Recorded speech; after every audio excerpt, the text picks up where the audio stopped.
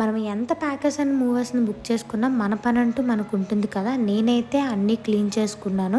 మెయిన్గా cooking items, డబ్బాలు, గ్లాసులు, గిన్నెలు అవన్నీ నేనైతే తోముకొని అవన్నీ నీట్గా ఉంచుకున్నాను. ఆ తర్వాత మనం వేసుకున్న క్లాత్స్ వాటిని చాలా వరకు నేను ఒక 2-3 పెద్ద పెద్ద డబ్బాల్లో అయితే సర్దేసుకున్నాను.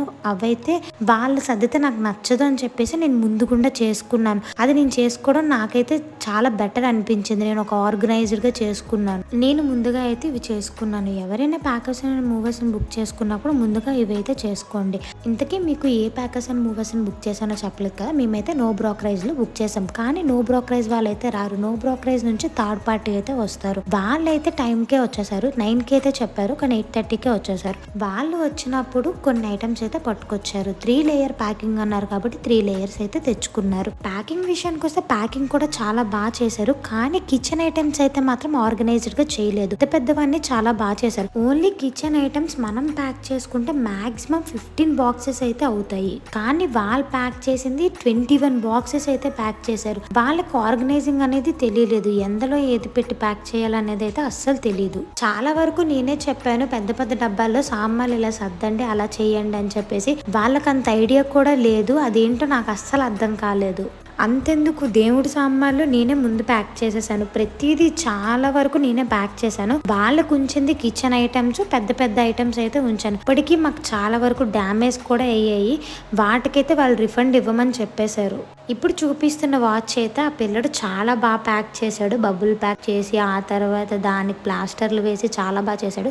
కానీ అదైతే బ్రేక్ అయ్యి వచ్చింది. దీనికైతే మేము రిఫండ్ రైజ్ చేసాము. మేము ఎందుకు నో బ్రోకరేజ్లో బుక్ చేసుకున్నామంటే మేము ఉండేది పూణే కాబట్టి ఆ చుట్టుపక్కల మనకి ఎవరూ తెలియదు. ఇంకొకటి ఏంటంటే లోకల్ వాళ్ళు ఎలా ప్యాక్ చేస్తారో ఏంటో అనేది మనకి తెలియదు కాబట్టి నేనైతే నో బ్రోకరేజ్ లో బుక్ చేసుకున్నాను. మేము చాలా వెబ్సైట్స్ అయితే సెర్చ్ చేసాము, చాలా కొటేషన్స్ అయితే తీసుకున్నాము. మేము లాస్ట్ కి నో బ్రోకరేజ్ సెలెక్ట్ చేసుకున్నాము. కానీ కొంచెం బాధ అయితే పడ్డాం లాస్ట్ లో. ఎందుకంటే పెద్ద పెద్ద ఐటమ్స్ అన్నీ చెప్పేసాము. ఆ తర్వాత మేము చెప్పినవి ఒక 12 బాక్సెస్ అయితే చెప్పాము. కానీ వాళ్ళు చేసింది 21 బాక్సెస్ అని మీకు ముందే చెప్పాను కదా.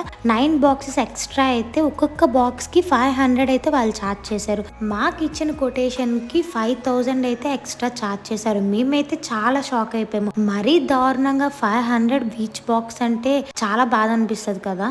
ప్యాకింగ్ అయితే చాలా బాగా చేశారు. కానీ లాస్ట్లో అయితే ఒక చిన్నపాటి యుద్ధమే జరిగినట్టు జరిగింది. బాగా కస్టమర్ సర్వీస్ కాల్ చేసుకొని వాళ్ళతో మాట్లాడుకొని ఆ థర్డ్ పార్టీ వాళ్ళకి ఫోన్ చేసి వాళ్ళతో మాట్లాడి అలాగ అటు ఇటు చేస్తే 1000 రూపీస్ తగ్గించారు. తగ్గించి మొత్తం మాకు packers and movers Pune to Hyderabad అయితే 21,000 అయితే ఛార్జ్ చేశారు.